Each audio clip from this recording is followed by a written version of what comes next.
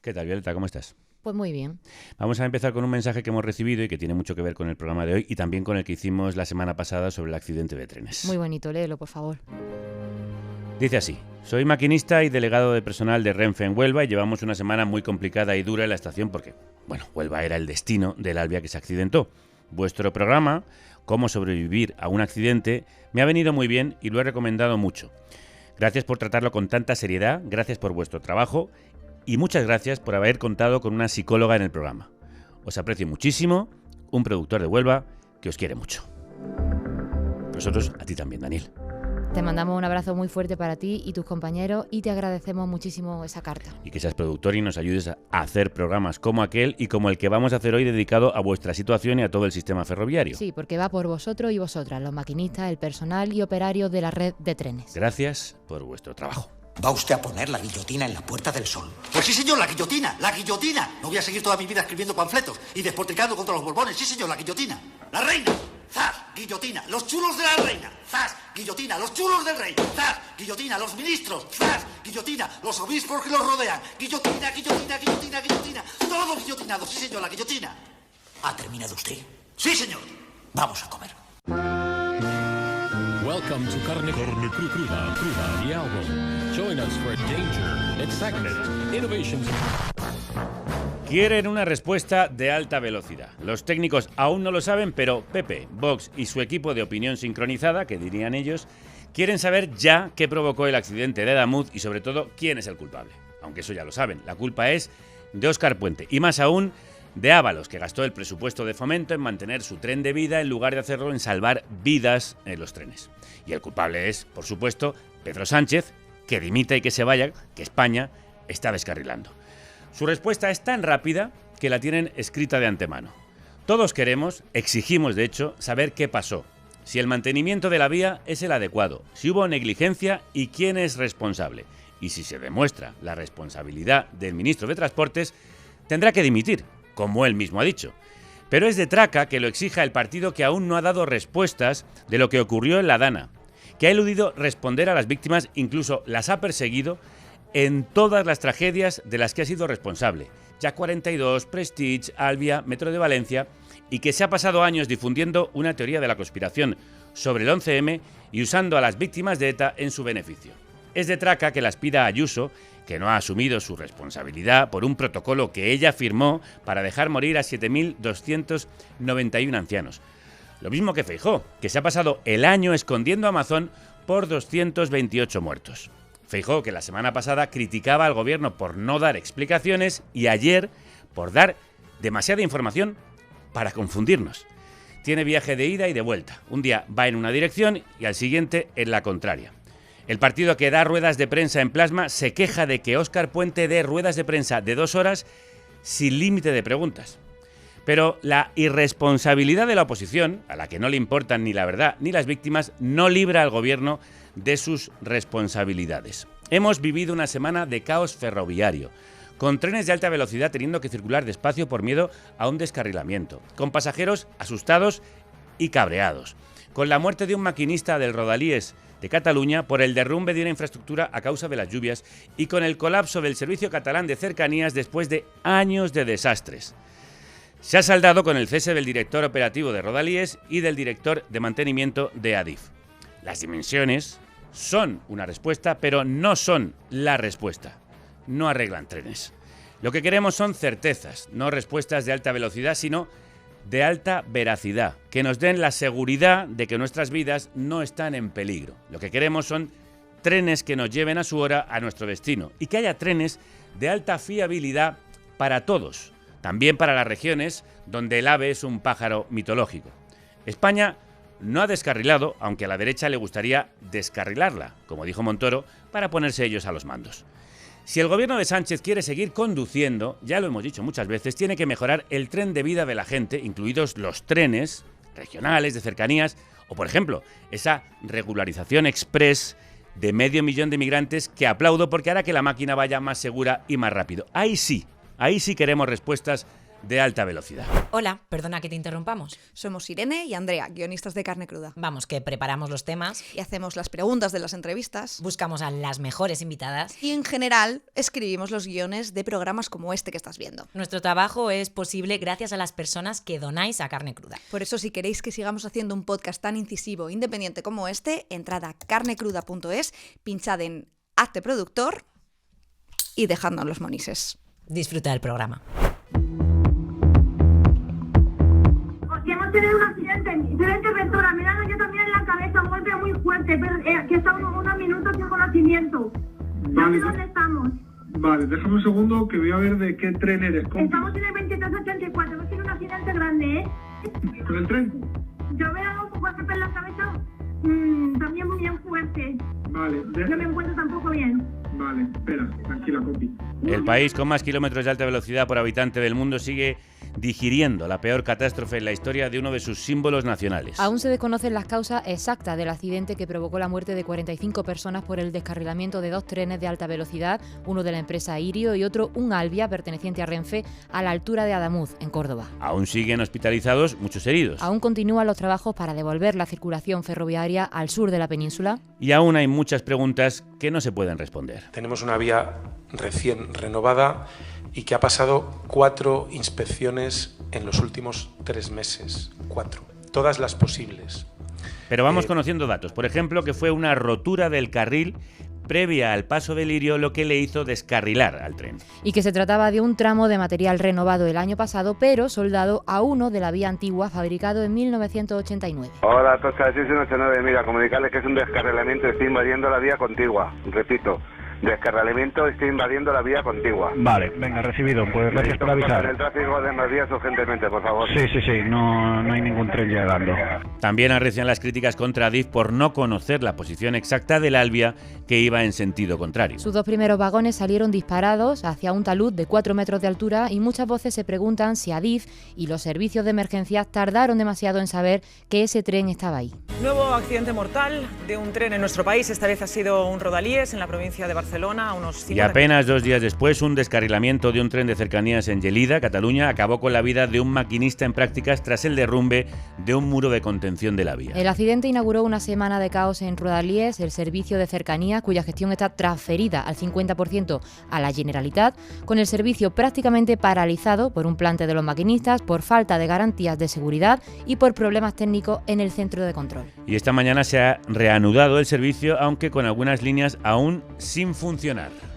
He pedido a los presidentes de Adif y de Renfe el cese de 2 responsables, el cese del director operativo. Ayer el gobierno destituyó al director operativo de Rodalíes y al director de operaciones y explotación de Adif, como os contaba al principio. Lo ocurrido en Adamuz y en Cataluña ha llevado al sector ferroviario a un escenario de miedo, descontrol e inseguridad. Falta de seguridad nunca habíamos tenido hasta ahora. La verdad que ahora sí la tengo. Nunca había tenido miedo y ahora pues la climatología que tenemos actualmente no es la que tenemos hace 20 años, con lo cual creo que no podemos seguir teniendo las mismas características alrededor de las líneas que teníamos hace 20 años.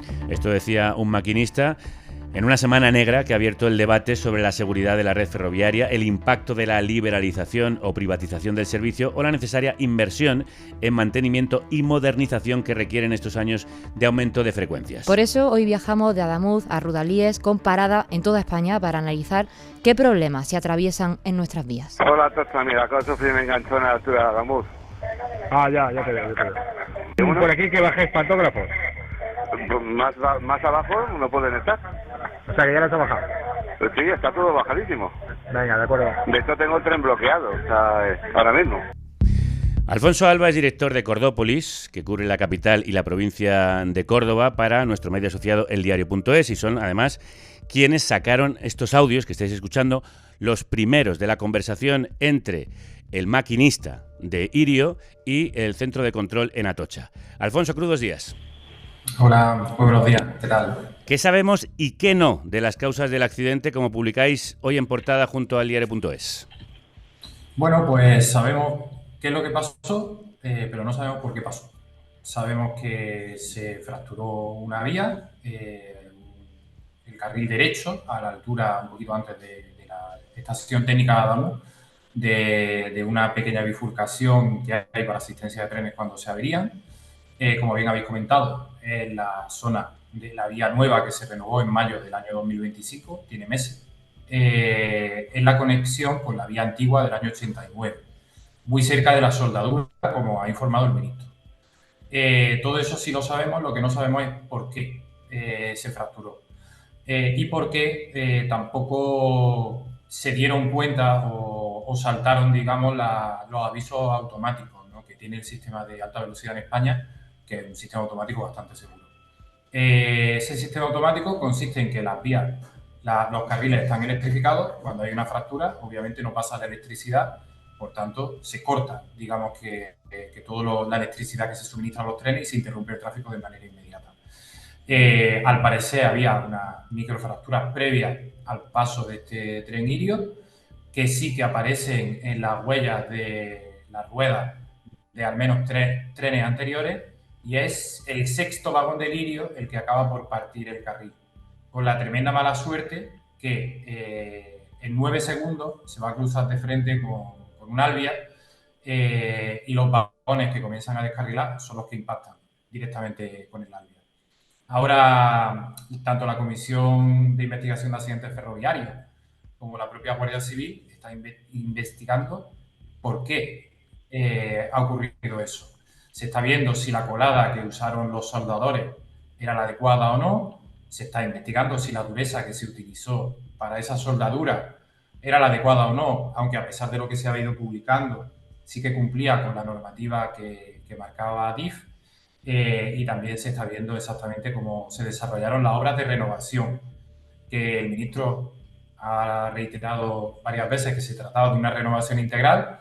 Así es como se llama a un trabajo en el que se revisa todo lo que había del año 92 y lo que estaba bien o lo que está bien se vuelve a poner.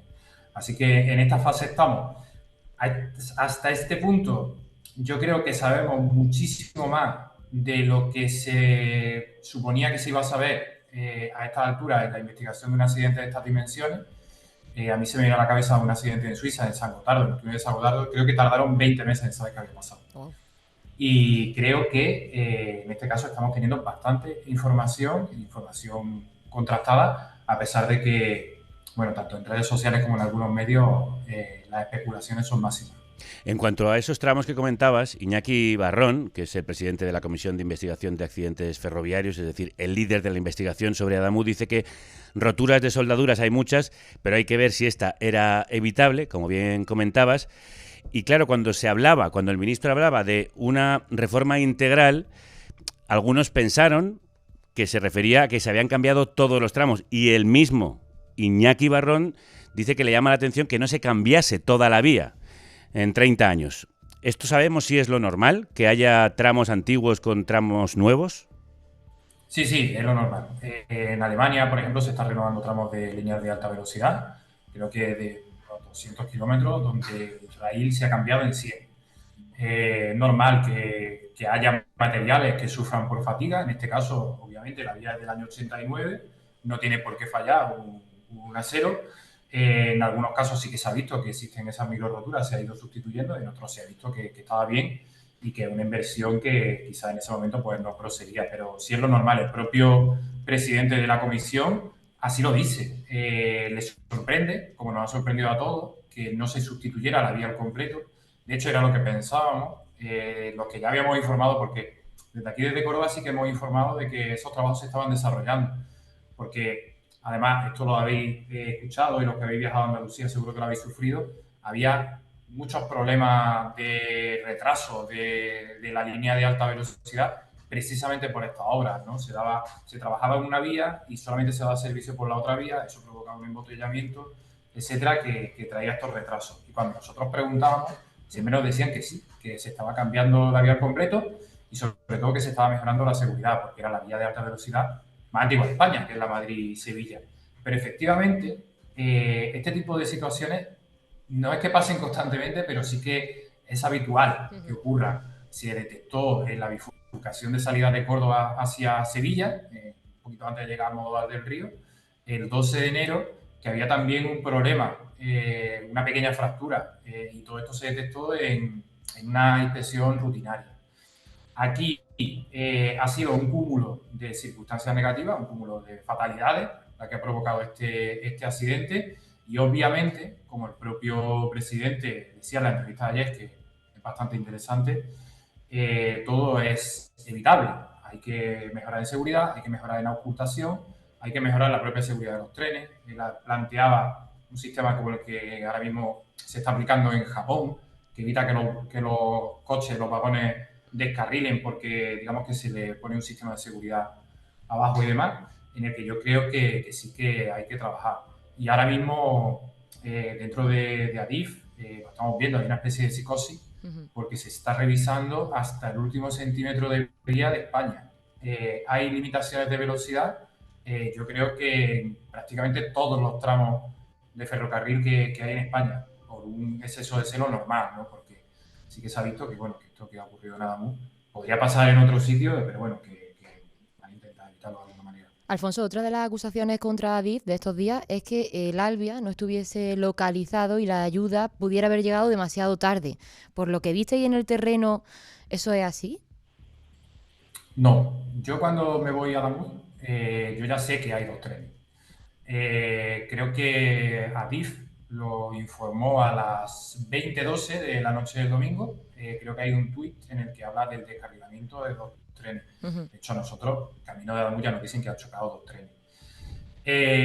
Para que os hagáis una idea, la gestión de esta emergencia, que desde mi punto de vista ha sido la más compleja que yo he visto en mi vida y una de las más difíciles, desde luego, que se ha podido gestionar en Andalucía, se desarrolla en una noche muy cerrada, en una noche muy fría, en un punto en el que, por suerte, para el Lirio es de fácil acceso, pero por mala suerte para el Albia es de un acceso bastante más complejo. El Lirio queda varado a escasos metros de la estación técnica de Adamuz, a la que se accede por un camino, que no se accede ni por una carretera, es un camino rural, hay que saber llegar allí. La noche muy oscura, el propio maquinista de Lirio no sabe qué es lo que ha pasado, sospecha que se ha enganchado con el pantógrafo, con la catenaria, y los propios pasajeros de Lirio tampoco, ¿no? Sí que Adif intenta contactar con el Albia y con el maquinista no puede, con la interventora sí que lo hace y la interventora ya le dice que está herida. A partir de ese momento, Adif informa al 112 y ya sabe que hay heridos. Pero ¿qué es lo que ocurre? Las primeras emergencias que llegan allí, nosotros hemos hablado, por ejemplo, con el alcalde, que es prácticamente la primera persona que llega allí, junto con un policía local y un militar y una pareja de guardias civiles, lo primero que se encuentran es el Lirio. A lo primero que atienden es al Lirio, porque allí hay heridos muy graves, allí hay fallecidos y allí hay, creo que son 490 pasajeros. La situación les desborda, tanto que obviamente no saben que hay o no caen en que hay otro tren. Poco a poco van llegando más emergencias. Sí. El presidente de la Junta de Andalucía hablaba de una ambulancia cada minuto, que lo vimos. A nosotros nos adelantaba por la carretera cada minuto, yo diría que incluso cada 10 segundos. Servicios de emergencia. Toda la carretera y todos los accesos allí a Adamuz estaban iluminados por las lucecitas de emergencias de todo esto.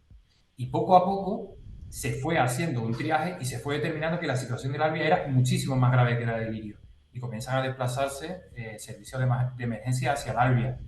Hay un dato que puede ser muy gráfico y puede, en cierta medida, herir algún tipo de sensibilidades, pero hay un bombero que le salva la vida a un pasajero del Albia al que le hace un torniquete porque tiene un corte en la femoral. Esto lo cuenta Juanma Moreno en la rueda de prensa posterior. Yo no sé, no soy médico, lo que puede sobrevivir una persona con una herida abierta en la femoral. Creo que se desangra en pocos minutos. O sea, el bombero le salvó la vida en esos pocos minutos. No soy capaz de valorar el tiempo que se tardó, pero dudo que la llegada al Albia se tardase más de media hora. Minuto a minuto ha ido contando Cordópolis este accidente y lo seguiremos leyendo ahí. Alfonso Alba es su director. Muchísimas gracias y enhorabuena por la cobertura, Alfonso. Muchas gracias, compañero. Y ahora vamos con una mesa de expertos para seguir analizando este accidente y el resto del sistema ferroviario español. La alta velocidad en España es un estandarte de fiabilidad, modernidad y visión de futuro que se ha ido deteriorando poco a poco. Los vaivenes políticos han impedido el desarrollo de un plan de viabilidad, modernización y estructura de la red único y consensuado. Esto escribía Carlos Gutiérrez, que es profesor de Economía Industrial en la Universidad Miguel Hernández de Elche, con el que vamos a hablar de una de las cuestiones que más se han repetido, la falta de inversión en mantenimiento. Carlos, crudos días. Hola, buenos días. Carlos, España gastó 444 millones de euros en mantenimiento en 2024, unos 111.000 euros por kilómetro de vía, cifra que ha ido en aumento en los últimos años y que está más o menos a la misma altura que la media europea, aunque un poco por debajo. ¿Es suficiente? ¿Ha habido suficiente mantenimiento o ha podido faltar en este caso? Afirmar que falta mantenimiento siempre es una observación que siempre es o 0 o 1, ¿no? Esto siempre es difícil de aseverar y más con una red que es muy variopinta, porque España es un país muy montañoso, hay tramos que necesitan más intervenciones que otros. Si comparamos estas cifras que estamos pues de alguna manera recibiendo cifras muy diferentes todos los días o sensiblemente diferentes, la verdad es que en el resto de Europa, o al menos dentro de la Unión Europea, se está gastando entre 113.000, 114. España está sensiblemente por debajo, no es mucho, pero quizá habría que repensar la forma en que se gasta y estas cifras, porque es verdad que España tiene casi 4.000 kilómetros y es la red más extensa por kilometraje. Y a esto también habría que añadir, pues eso, que España es un país muy montañoso, no quizá con montañas muy altas, pero sí muy repartidas durante a lo largo de toda y ancho de toda la geografía, y entonces ese mantenimiento pues es más costoso que en otros países que son relativamente más planos.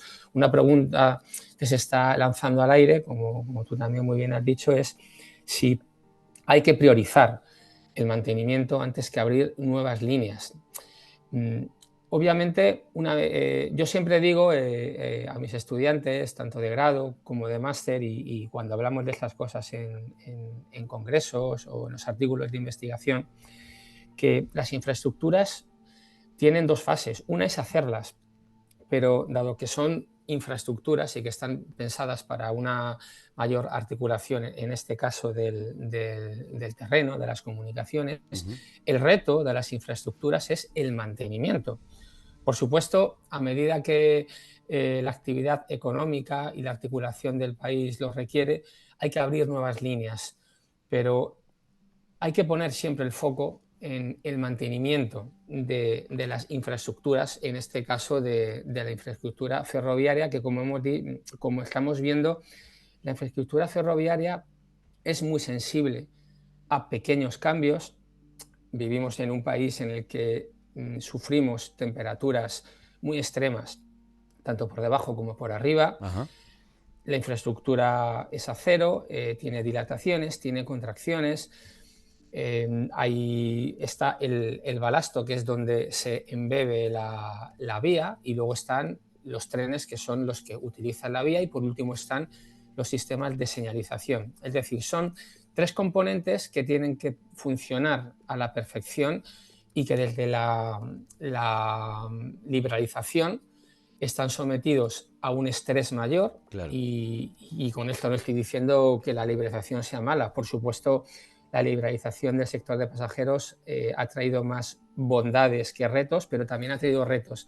Y este reto es que esta red, que ahora está sometida a mayor estrés, necesita un cuidado mayor, tanto más cuanto más se vayan incrementando las frecuencias de las distintas compañías que roden sus trenes por los distintos corredores ferroviarios. Vamos a hablar de estas cuestiones técnicas, que son muy interesantes, y además os aconsejo la lectura de muchos de los artículos que hablan sobre todos estos pequeños errores, todas estas pequeñas circunstancias que nos permiten saber cada vez más qué es lo que está pasando.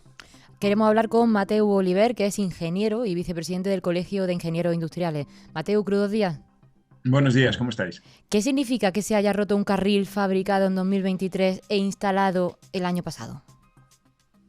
Bueno, significa que si ha roto el carril, que el acero era nuevo, que no había sufrido un proceso de fatiga ni de mantenimiento ni nada por el estilo. Entonces, un carril tan nuevo que rompa indica claramente que es un defecto de fábrica, cosa que es muy extraña. Si es el carril de esa edad, ¿eh? Los sindicatos han manifestado estos días, Mateu, que llevaban tiempo avisando de fallos o faltas de mantenimiento en líneas como esta o en determinados puntos, como ocurrió con la línea Madrid-Zaragoza. ¿Algunos de estas fallas, de estas denuncias, se han avalado en esos supuestos avisos? No, yo no tengo conocimiento de esto. Lo que sí me llama mucho la atención es que si miras el sistema español, tienes por un lado el Ministerio de Transporte, por otro lado Adif, que se encarga de la infraestructura, por otro lado la Agencia de Seguridad Ferroviaria y por otro lado el Comité de Investigación de Accidentes. Es sorprendente que teniendo estas 4 estructuras, aún los maquinistas no tengan nadie que les recoja las quejas y pongan acción a ello, o las comprueben o las descarten. Claro, porque está habiendo muchos tipos de quejas de distintos tipos, entiendo. Unas son por falta de mantenimiento, otras son por problemas sobrevenidos de las mayores frecuencias. En fin, hay mucho desorden en las denuncias. Sí, yo entiendo que cuando los maquinistas se quejan a Adif, supongo, y Adif lo tiene que pasar al comité a la Agencia de Seguridad Ferroviaria y se quejan por temas de seguridad, supongo que en algún momento hay una discriminación en lo que son temas de comodidad, es decir, de baches, de vibraciones, y otro tema que es de seguridad. Pero a mí lo que me gustaría es que fuese más transparente y viésemos el recorrido de estas quejas y cómo han sido tratadas y por quién, y en base a qué han sido descartadas o no. Claro, se ha dicho desde el Ministerio de Transportes que había habido avisos en esos tramos, en ese tramo, pero que eran avisos habituales. ¿Tú crees que es así? Yo creo que sí, que depende. Claro, es que aquí se nos está mezclando muchas cosas. Yo creo que la liberalización ha afectado a todos, también ha afectado a los maquinistas y también ha afectado a una estructura que estaba acostumbrada a estar sola y ahora esta misma estructura está en competencia con otras. Yo creo que también aquí hay muchas cosas que se mezclan, ¿no? Entonces, entiendo que las quejas las cojo por legítimas, pero no sé hasta qué punto esas vibraciones y que no se hayan tratado correctamente. Es lo que a mí me preocupa. Me preocupa de que algún momento se hayan descartado por el proceso de liberalización y, no les damos importancia, cuando realmente sí la tienen, porque al final las vibraciones a los ingenieros industriales nos ponen muy nerviosos, porque te produce fatiga y te producen movimientos y reacciones a máquinas que no están diseñadas para eso. Pues se lo vamos a preguntar a quienes lo han denunciado y a quienes lo sufren.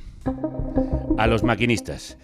Diego Toribio es oficial de telecomunicaciones de Adif en Andalucía, con más de 40 años de experiencia en el sector ferroviario y miembro de CGT, uno de los sindicatos que irá a la huelga en febrero, junto con el sindicato de maquinistas SEMAF.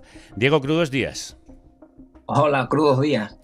¿Cuál es el sentir general del sector ferroviario en estos días y por qué os habéis sumado como convocantes a esta huelga?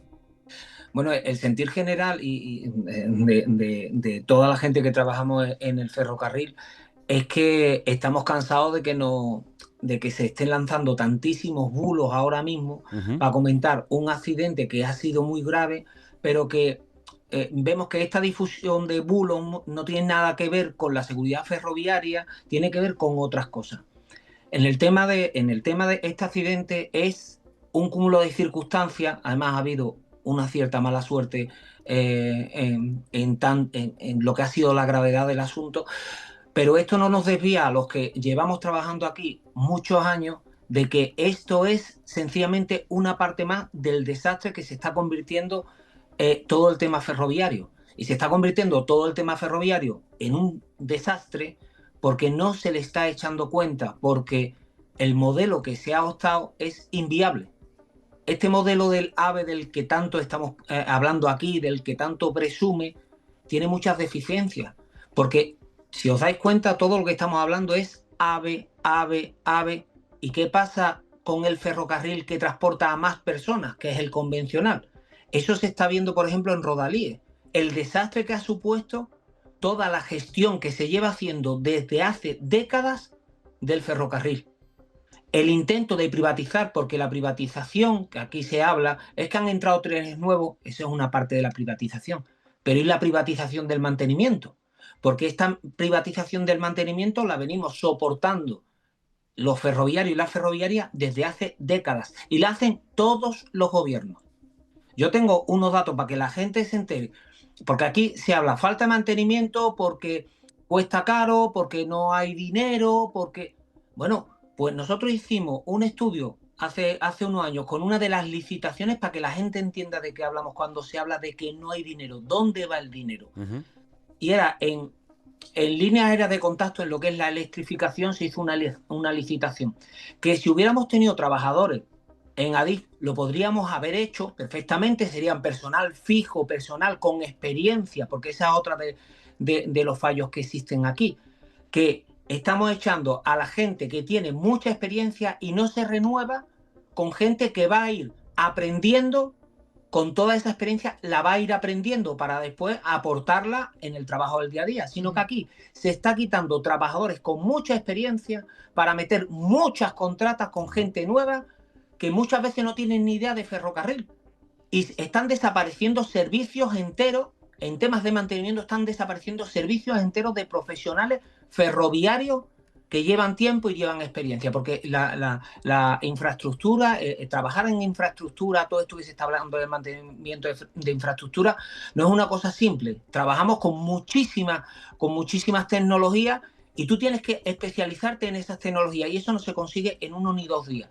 Pongo el caso para que la gente lo entienda de qué hablamos realmente. ¿Sí? Una empresa privada en un trabajo de un día, un trabajo determinado en trayecto diurno a 40 kilómetros, en fin, una circunstancia. Si lo hace una empresa privada, nosotros calculamos que en ese día se gastaba en ese trabajo concreto 2.365 euros.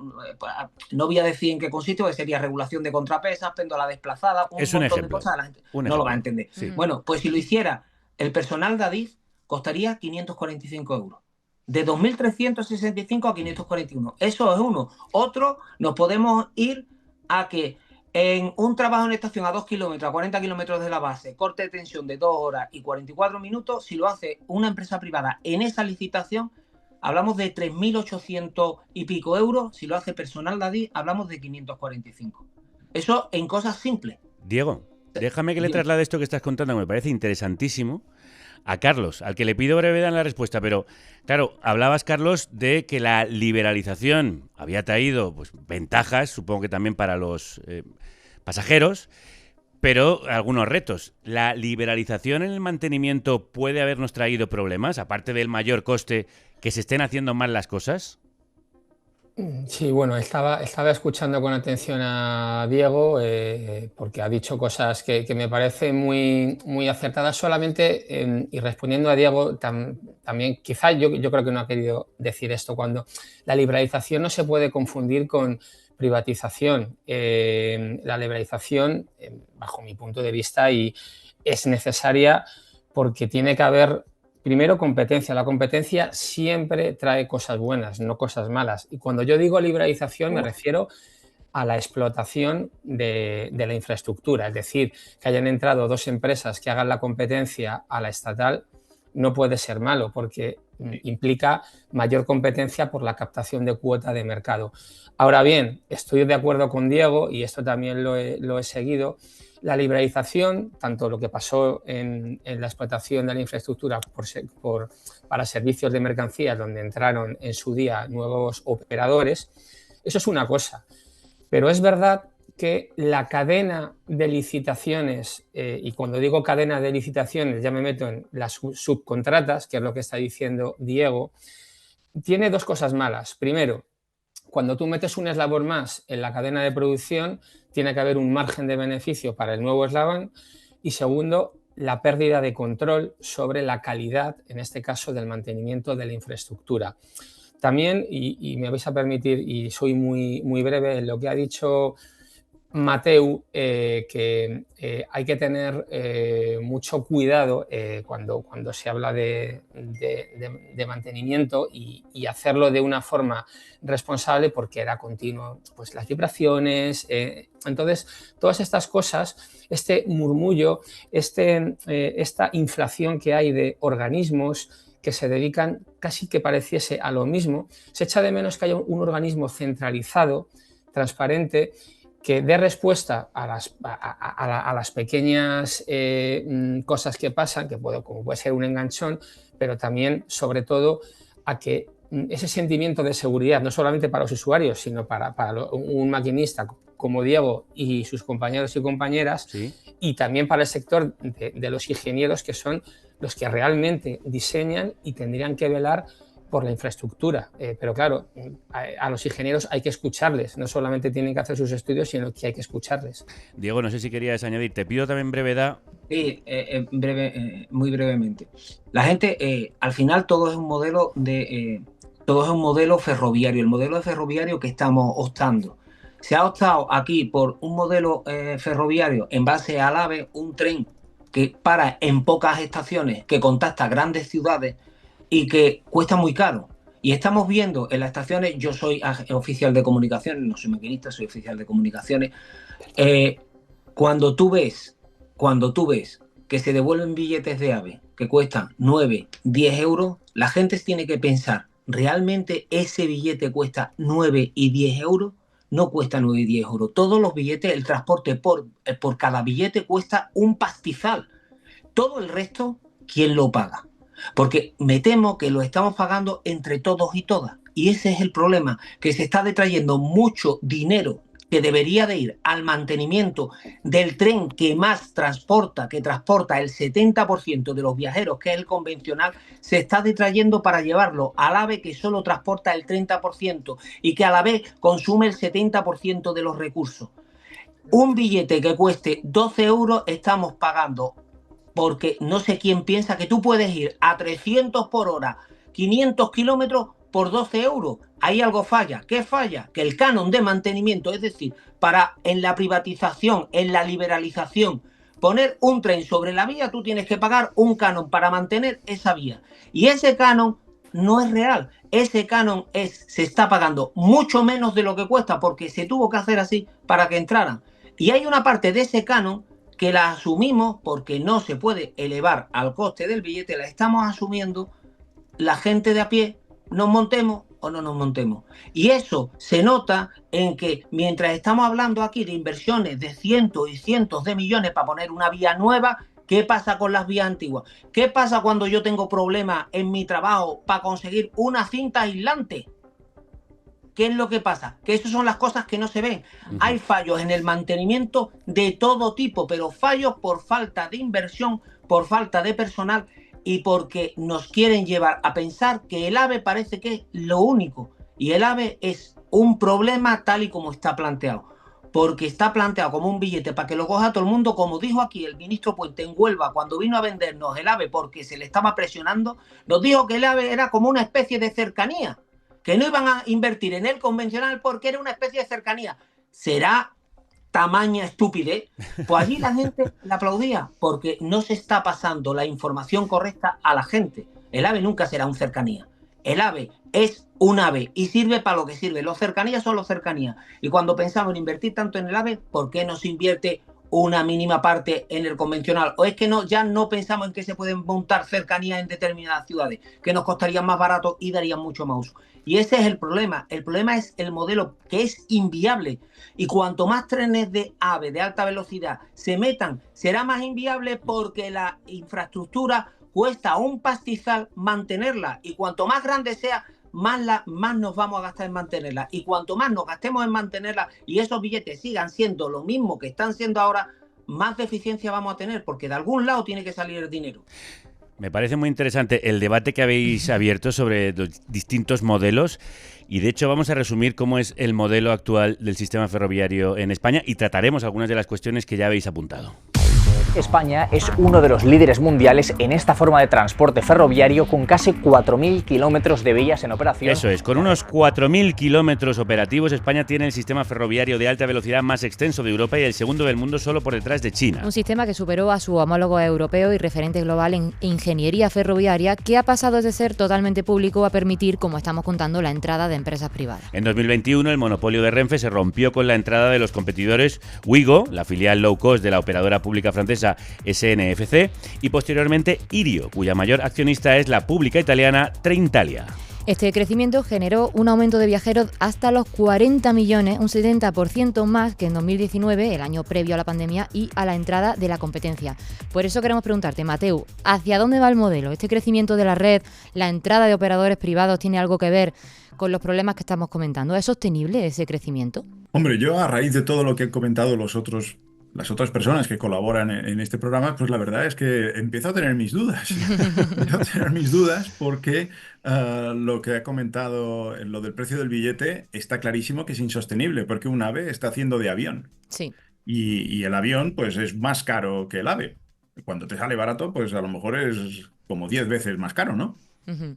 Entonces, sí que nos tendríamos que plantear o replantear si esto es factible. Y también es verdad lo que ha dicho, que igual que las compañías aéreas pagan a AENA un slot para poder mantener una línea, aquí está pasando lo mismo. Las compañías están manteniendo un rail, en este caso, o su slot de poder circular sus trenes, y también tendríamos que ver estos slots si están bien de precio o están mal de precio, y también deberían salir a una subasta pública, como hacen los slots de la aviación. Tal vez estamos viendo que tenemos el sistema ferroviario es aún joven y tendría que ya ir a un sistema que ya está muy maduro, como es el aeronáutico, en tema de compartir espacios. Perdóname la ignorancia, ¿qué es un slot? Un slot es es decir, cuando hubo todos los problemas con una compañía aérea, esta que era de low cost, que dijo que no operaría más y que no iría a por su slot. El slot es que te dejen entrar y que tú puedas aparcar tus aviones en los aeropuertos. Ryanair era. Gracias. Gracias. Oye, pues sí, era Ryanair. Y no quería ir a por el slot porque encontraba que era muy caro. Aquí se llama surcos. Ah, gracias, ¿ves? Se aprenden cosas nuevas. Se aprenden muchas cosas, hoy estamos aprendiendo un montón. Y, Mateo, ¿cómo influye que la construcción y mantenimiento del servicio esté en manos de grandes constructoras como Ferrovial, FCC o HL? Porque a veces quienes más insisten en que falta inversión en alta velocidad son entidades bancarias y constructoras a las que les interesa, porque es cuando más ganan. Mira, yo esto creo que lo que al final estamos diciendo todos, de alguna manera, es que nos hace falta este elemento independiente que diga exactamente qué falta. Porque, claro, las grandes constructoras, hombre, 700 millones en una obra es algo jugoso y es algo que aporta mucha iniciativa. Y estas empresas que el ministro los llamó flor y nata, a mí me pone muy nervioso porque ya no sabes quién está en manos de quién. Sí. Si es el gobierno, que las tiene controladas porque es el máximo cliente, o son ellas que los tienen controlado el gobierno porque son el único proveedor. Y es una cosa que a mí me da ciertas dudas. Bueno, pues lo hemos comentado al inicio. El de Adamut no es el único accidente mortal de los últimos días que ha dejado en evidencia las necesidades de nuestra red ferroviaria. No podemos normalizar que las cosas funcionen así de mal, ¿no? Me quiero ir a mi puñetero pueblo. Esto es como un Kinder sorpresa. No sabes lo que te va a tocar.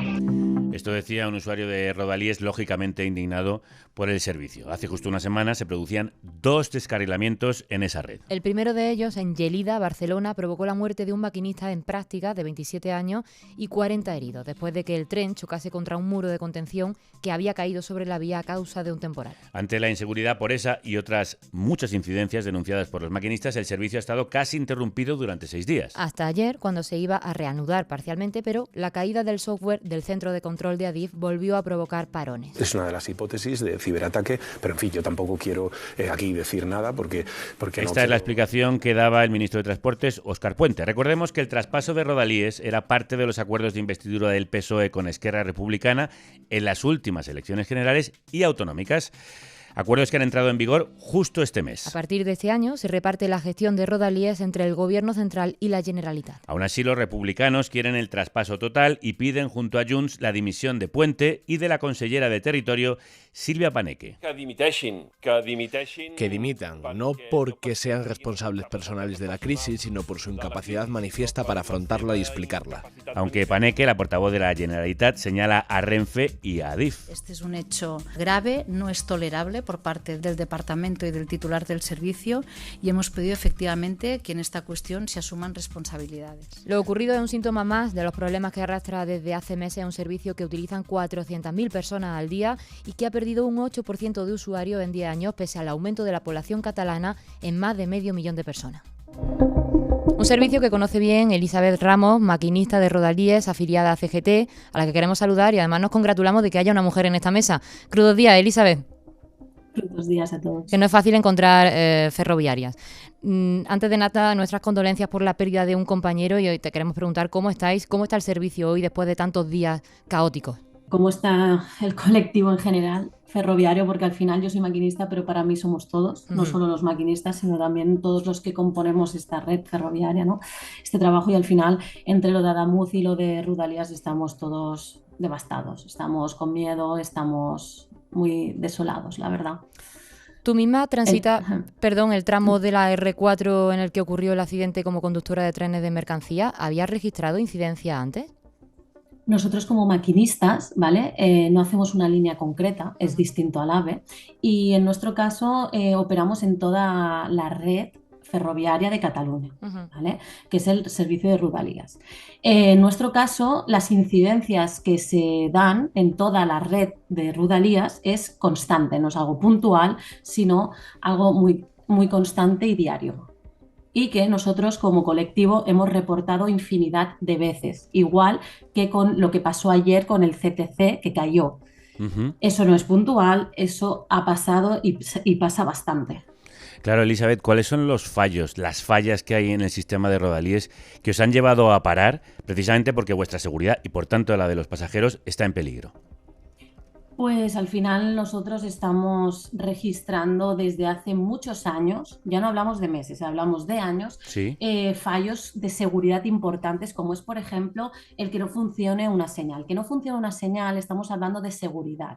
Y cuando una señal no funciona y a nosotros como maquinistas se nos está dando un telefonema, que es un comunicado para proceder de distinta manera a la normal que se debe de proceder, estás ya quitando la seguridad. Y en ese caso, cuando tú tienes que operar con esa degradación, para eso estamos nosotros los maquinistas. Pero en este caso, cuando hay estas fallas o esta degradación, tiene que ser puntual, no debe de ser una normalidad. Y el problema que está ocurriendo en Cataluña al menos es que es algo normal y eso no puede pasar. Y habéis parado, pero habéis vuelto ahora. ¿Por qué habéis decidido reintegraros al servicio y a quién le pedís responsabilidades? Claro, nosotros como colectivo, al final, y como profesionales, en plan, o sea, nosotros somos trabajadores al final como todos vosotros. Entonces nosotros la semana pasada dijimos, basta, necesitamos respuestas que den la cara y que nos expliquen realmente el porqué de todo. Pero nosotros como trabajadores tampoco podemos decir, nos quedamos en casa, porque claro, luego vienen las represalias, porque se ha visto, o sea, se ha visto que han querido responsabilidades injustas, porque al final nosotros fuimos a pedir, a exigir y a decir que esto no puede seguir así y se vio que nosotros teníamos razón. Al final quisimos dar voz de lo que está ocurriendo, visibilidad, y al final se vio que realmente lo que nosotros estábamos gritando era cierto, porque al final luego se vio, ¿no?, de que la red ferroviaria en Cataluña está fatal. Fatal, es algo muy parcheado de hace muchos años y esos parches ya están diciendo hasta aquí y ya no puedes parchar, ya no puedes tapar todos los parches, es imposible. Entonces, al final nosotros lo que queremos es que realmente se diga qué ha pasado, ¿por qué de todo esto? Que le den las explicaciones también a los viajeros, ¿no?, que son muchos, muchísimos y diariamente, y a nosotros, y que nos garanticen seguridad, que es lo que se debe de hacer. Claro, te hago esa pregunta que tú mismo te planteas. ¿Por qué todo esto y quién tiene la responsabilidad? Porque lo que nos están contando hoy aquí los expertos es que hay tantos organismos de los que depende el sistema ferroviario, en este caso Generalitat, Adif, Renfe. ¿A quién le pedís responsabilidades y cuáles crees tú que son los problemas fundamentales? Claro, nosotros le pedimos a todo aquel que tenga que ver, porque al final nosotros o sea, vamos y trabajamos y hacemos nuestro trabajo y nosotros nos exigen que vayamos con seguridad. En nuestro reglamento, porque nosotros tenemos un reglamento, se nos exige seguridad, se nos exige que comuniquemos todo, lo hacemos, pero nosotros estamos viendo que todo esto que hacemos, que se nos exige, no se está haciendo tal caso que se debería. Entonces sentimos que se nos está degradando, pero luego se nos está exigiendo igualmente nuestra responsabilidad. Entonces estamos muy cansados. ¿Quién debe de tener represalias o quién tiene que decir algo? Pues no lo sabemos. Yo creo que es todo aquel que tiene que ver con todos estos organismos, como bien decían los compañeros que han hablado antes, ¿no? Hay demasiados procesos, demasiadas vías que hay que hacer con mucho tiempo de dilatación y eso no es bueno. Sí que es cierto que nosotros se nos dice en el reglamento que una vez veamos algo para asegurar la seguridad de la red, lo tenemos que comunicar inmediatamente con ADIF, que es el CTC, ¿vale? Entonces ahí ellos ya tienen que dar ese parte. Yo ahí ya no sé lo que ocurre, yo sé lo que hacemos nosotros. Claro. Nosotros lo informamos 100%. Luego ya, ese es el problema. Dos organismos, ¿no? ADIF por un lado y Renfe por otra. Luego puedes poner un PIR-SC, que es como un informe para poner que esto es un peligro para la seguridad. Y eso lo tienen que leer, lo tienen que ver y nos lo tienen que responder. Y muchas veces no responden. Pues te agradecemos aquí que hayas respondido a nuestras preguntas y que nos hayas explicado cómo funciona y cómo funcionáis los ferroviarios en el sistema de cercanías de Cataluña. Elisabet, muchas gracias. Muchas gracias. Quería añadir una última cosita a lo que decía Mateo, que acerca de las vibraciones. No solo en el AVE hay vibraciones. Yo, como usuaria y aparte como maquinista, vivo y he vivido vibraciones en el Rodalies. Yo, como profesional maquinista que he conducido, he tenido que bajar mucho la velocidad por esas vibraciones para garantizar la seguridad. Muchas gracias, Elisabet. Gracias a vosotros. Buen día. En tu opinión, ¿qué es lo que está pasando en Rodalies? Yo también soy usuario de Rodalies, en este caso cercanías, cuando voy a Madrid.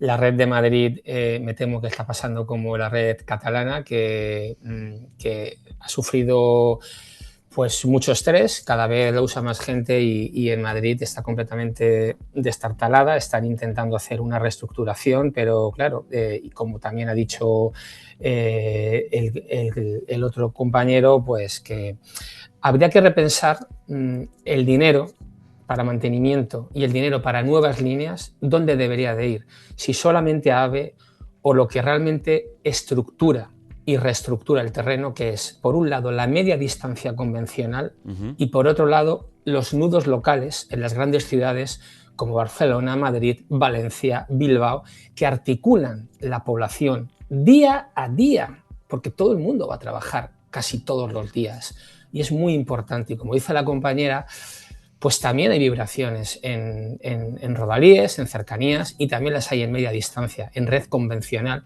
que también tiene que tener un cuidado quizá más mesurado todavía. Pues te agradecemos muchísimo todas las explicaciones. Ha sido muy interesante escucharte, Carlos Gutiérrez. Un abrazo muy fuerte. Muchísimas gracias a vosotros por la invitación. Si hay alguien que sufre las carencias de este sistema, esos son los extremeños y extremeñas. Juan Mena es portavoz del movimiento Tren Ruta de la Plata en Extremadura. Juan, crudos días. Bueno, y crudos días. ¿Qué tal todo? Bueno, es que lo vuestro ya no tiene ni nombre, no sabemos ni cómo afrontarlo. Cuando vosotros veis todo esto que está pasando en el resto de España y cómo está la situación en el tren en Extremadura, ¿qué es lo que pensáis? Bueno, pues la verdad es que venimos pensando lo de siempre, que el tren convencional está abandonado a su suerte, que los recursos económicos se han ido de una forma desaforada desde antes de la Expo del 92, que decimos aquí en Sevilla, y que no hay relación entre unos servicios y otros. El tren convencional tiene la mayor parte, con diferencias, con muchas diferencias, yo diría más de lo que ha dicho mi compañero de Huelva. Sí, Diego. Diego Rodríguez Toribio, y no tiene comparación. El tren convencional es casi el 90% o el 90 y tanto, y el tren AVE, los servicios de alta velocidad apenas si tienen el 6 o el 10%. Y no hablemos de mercancías. Sobre las vías de AVE prácticamente no pasan mercancías, porque no caben, entre otras cosas, y está ocupado todo, y las mercancías tienen que discurrir por la vía convencional. Y de lo que, tal como me lo estás planteando, pues resulta que en Extremadura no hay esa afluencia de trenes ni de norte a sur, puesto que está levantada la vía entre Plasencia y Astorga, en lo que era el itinerario de 960 kilómetros en la ruta de la Plata, Sevilla-Gijón, y a duras penas, después de muchos años, después de algunos estudios de la Universidad de Extremadura, se ha conseguido hacer inversiones entre Badajoz, Puerto Llano, con destino a Valencia, lo que se hablaba entonces del eje 16 como alternativa de de circulación entre Lisboa, Badajoz, Extremadura y otros territorios. Bueno, o sea, ¿qué es lo que estamos diciendo? Que el mallado de la red no existe en Extremadura lo suficientemente densa y lo suficientemente necesaria. ¿Y qué es lo que tenemos en el ámbito peninsular? Pues una red radiocéntrica. En la nota de prensa que acabamos de hacer nosotros ayer, una semana después, para que no nos achaquen de oportunistas, una semana después, denunciando esta falta de mallado de la red, pues es que aportábamos en esta nota de prensa una imagen de la red ferroviaria centroeuropea, sí, donde la densidad de vías y de ferrocarriles y de itinerarios y por supuesto de servicios es enorme. Y aquí lo que tenemos es el sistema Madrid hacia las periferias, y claro, no puede ser que esa desproporción de los trazados y por supuesto de los servicios. Y lo que sí queremos denunciar es que precisamente esta falta de mallado ha producido este colapso ferroviario en 6 provincias de Andalucía: Granada, Málaga, Sevilla, Huelva, Córdoba. ¿Por qué? Porque hay un tapón, porque la circulación ferroviaria principal, que se dice principal, que no es la principal, la red de AVE se ha colapsado en Adamuz. Y claro, lo lógico es que si hubiera un mallado, pues un mallado eficiente, pues los trenes se hubieran desviado por Extremadura sin ningún problema, o los trenes se hubieran desviado por Despeñaperro hacia Jaén sin ningún problema. Lo que pasa es que esto no funciona así. Lo que funciona es inversión hacia la infraestructura prioritaria en este país, que todo el mundo, todos los gobiernos autonómicos y todos los de las capitales, los alcaldes de las capitales españolas piden su AVE, y eso no puede ser. Hace falta una estructuración de la red y un mallado de la red, y por eso nosotros estamos como movimiento social reivindicando la reapertura de la Ruta de la Plata, que es la comunicación del oeste peninsular. Juan, qué bien has explicado ese vacío que se produce entre los radios que nacen de Madrid, esa inversión toda en el AVE, mientras se desatiende todo ese mallado que necesitaría España para vertebrar las poblaciones del interior sin dejar desasistido a nadie. Por eso, para terminar, quiero preguntarle a Diego, ¿en qué modelo podemos fijarnos, Diego? O sea, ¿hacia dónde deberíamos ir? Aunque parece que todo el mundo quiere, como tú antes explicabas en el caso de Huelva, su AVE, y ya está. Bueno, aquí en Huelva no es que todo el mundo quiera el AVE. Aquí hay una plataforma fundamentalmente que la ha hecho una persona por Facebook, que ha controlado toda esta historia, que si dice algo en contra del AVE te saca de la plataforma. Vienen aquí, se saca en todos sitios y ahora todo el mundo quiere el AVE, porque nadie explica lo que es invertir en otro tipo de ferrocarril. Nosotros cuando lo explicamos, vamos a los sitios, lo explicamos, la gente se queda con la boca abierta, porque dice, es que eso es lo que me interesa. Digo, ¿y por qué no lo pedimos? Entonces, esa es la historia. Mira, mi hijo está en Polonia. Mi hijo no necesita sacarse ni el carnet de conducir, porque dice que en tren va a todos sitios. Y es que en eso consiste. Es que se ve, como ha dicho Juan antes, se ve, si tú ves la malla ferroviaria que hay en el norte de Europa, te das cuenta que hay un montón de trenes y, oye, son tan tontos que no tienen el AVE. Porque aquí parece que el listo es el que tiene el AVE, pero después no te puedes montar. Lo que tendría que haber es muchos trenes que conecten todos sitios y una parte fundamental que se le olvida a la gente, que pare en las estaciones. Eso se dice mucho aquí en la Petra, en la plataforma del Tren Rural de Andalucía. Trenes que vayan a los sitios y paren. También nuevas instalaciones, porque aquí parece que la red convencional ya está muerta. Lo que hay es lo que hay. No se puede invertir más en ampliar en convencional. En el Ruta de la Plata lo que se está pidiendo es eso, conectar vías que ya las dejaron caer, darles vida, hacer inversión nueva para algo muy simple, para que el tren llegue a los sitios y pueda parar. Porque Madrid puede ser la capital de España, pero no es el centro de España, el centro del universo donde todo tiene que confluir ahí. El resto de gente también tienen que ir. Yo a lo mejor tengo que ir con facilidad a Cádiz y me cuesta la misma vida porque no tengo trenes en Huelva para ir a ningún lado. Pero es más, si yo tengo que ir a un pueblo de al lado, aquí se usa una cuestión bien simple. Para decir que el convencional no funciona porque no lleva viajeros, se hace algo, fíjate qué tontería, se coge y se le dice a la gente que no hay trenes. no tienes trenes, no te puedes montar. Y después te puede pasar que te monte en un tren, pare en una estación y la vuelta en el tren siguiente no para en esa estación, para en la anterior, que en el ida no paraba. ¿Cómo le ponemos al niño? Es que esa es la clave de toda esta historia. Cuando algo no lo quieren hacer rentable, no lo van a hacer rentable. Pero que aquí, cuando han puesto los trenes que ha habido en la sierra, en Huelva, la línea de la sierra la han renovado entera, estaba que la iban a cerrar, la han renovado fundamentalmente por el interés en las mercancías, que eso es otra, y han cogido y han empezado a mandar trenes para la sierra. Los trenes van llenos porque la gente prefiere montarse en tren a no montarse en coche. Y no nos olvidemos una cosa, este sistema, este modelo que hay, que prioriza el AVE, es aplaudido fundamentalmente por las empresas constructoras.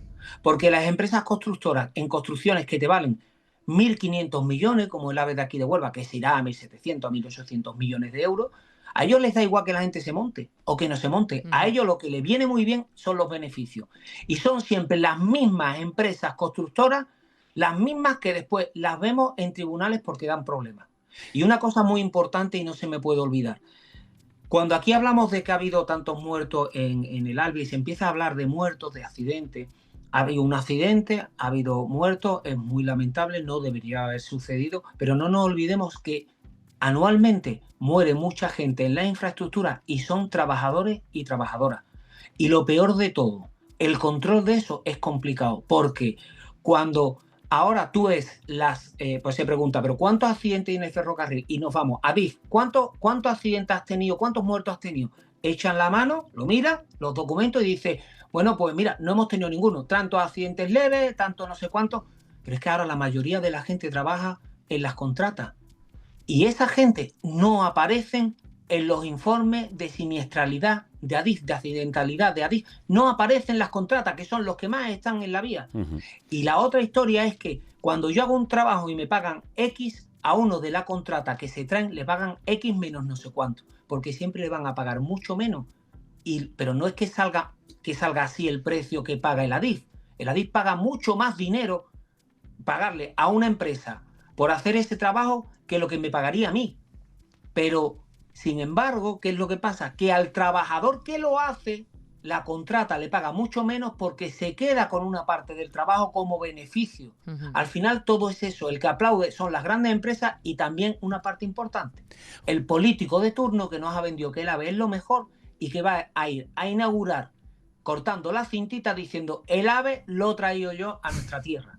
Pues lo que hay que llevar es el tren a la Ruta de la Plata en Extremadura y a todas esas zonas de España que están desasistidas, como muy bien han explicado Juan Mena y Diego Toribio, a quienes agradezco este cierre.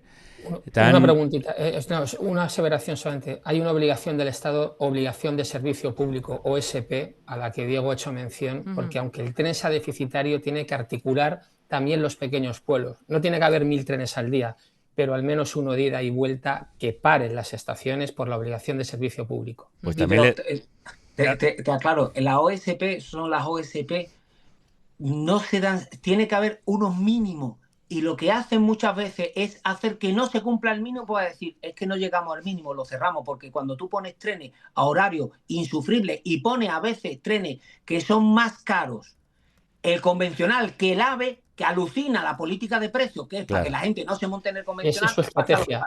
Esa es su estrategia, cierto, así es. Oye, pues os agradezco a Carlos, que se ha vuelto a sumar a la conversación, y a Juan Mena y Diego Toribio, de verdad, por habernos aclarado un sistema tan complejo que necesita tantos arreglos, y un arreglo fundamental es recuperar parte de lo que recuperar parte de ese sistema ferroviario, de ese mallado que se ha abandonado.